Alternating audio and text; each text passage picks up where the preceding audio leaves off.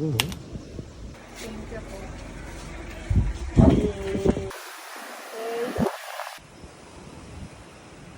Sadly.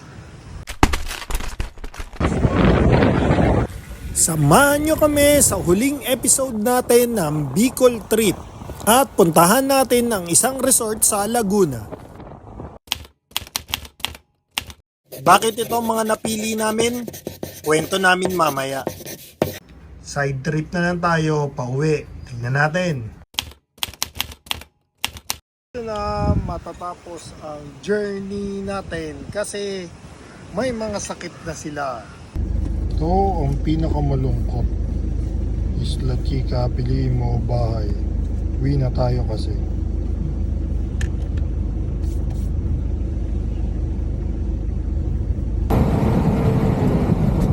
Sa mga bago nanonood sa atin, ilalagay ko sa comment section ng iba't ibang episodes natin. Kaya tara, samahan nyo kami sa last episode namin. Pero promise, may pupuntahan pa tayong side trip.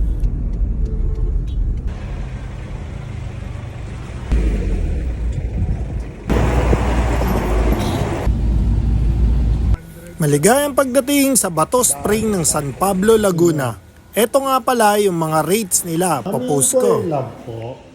Ang pwede rin bang sumilip lang? Pwede rin naman.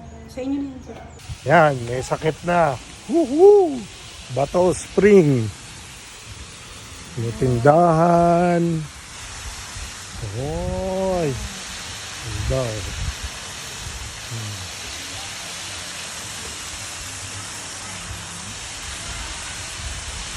Spring na pool.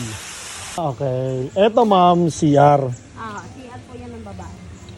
Pwede pala. Ma'am, kung sakali, pwede ba tent dito? Hindi, Pwede naman po. Kaya Yun doon po, lang sa harap. Maulan po dito. Saan pagkahapon. pwedeng mag-tent kung Doon sakali? po sa campsite. Yun nga, yung sa unahan, ma'am, yung may Apo. parking. Okay.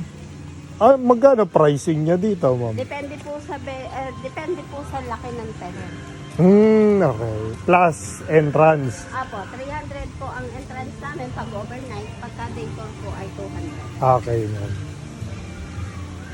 Ito, men's room.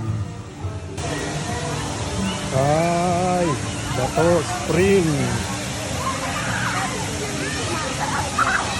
Pwede din daw mag-tent doon, no? Pwede na kasi Iikot siya. Tindahan pa sa loob. Lalaki ng rooms. Pricing. Dapat meron pa kaming isa. Ito yung bangkong kahoy. Kaso nga hindi na nila kaya. May mga sakit na sila. Kaya pinili na naming umuwi rin. Solid. May nakita pa tayo sticker natin. Last Gas 2000. Petron. Ano na ba to? Kalamba. Every year, ganito ang target namin na mag-camping ng 8 days straight sa iba't ibang lugar. Maraming salamat ulit sa susunod. Paalam!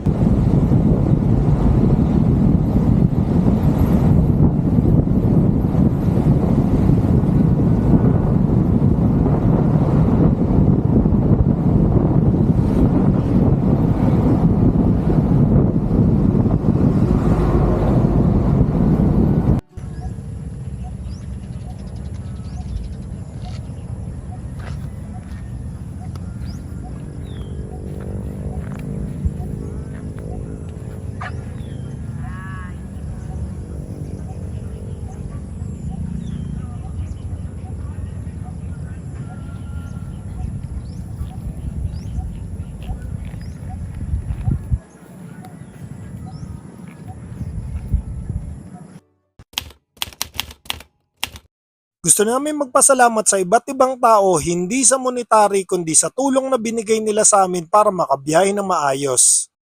Ang putik ko proud para sa inyong off-road needs, ang Team Doc Danhill para sa inyong makina, si God na sumubaybay sa aming biyahe, at syempre sa mga followers namin at nanood, maraming salamat, sa susunod na biyahe ulit, paalam!